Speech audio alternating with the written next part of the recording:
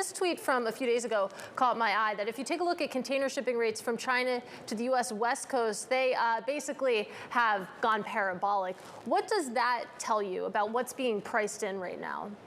Well, this was a really interesting development for 6 to 8 weeks. Whenever the attack started, there was no movement in rates from China to the North America West Coast.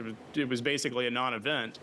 But when Maersk announced that they were no longer that this was a sort of semi-permanent or sort of undefined time of which they wouldn't transverse the Suez, we saw spot rates on containers go up as much as 70% overnight. And so what we're seeing now is just a situation where this appears to be more of a permanent development, or at least an intermediate development, and it's being priced in. This is where the container companies will frankly benefit.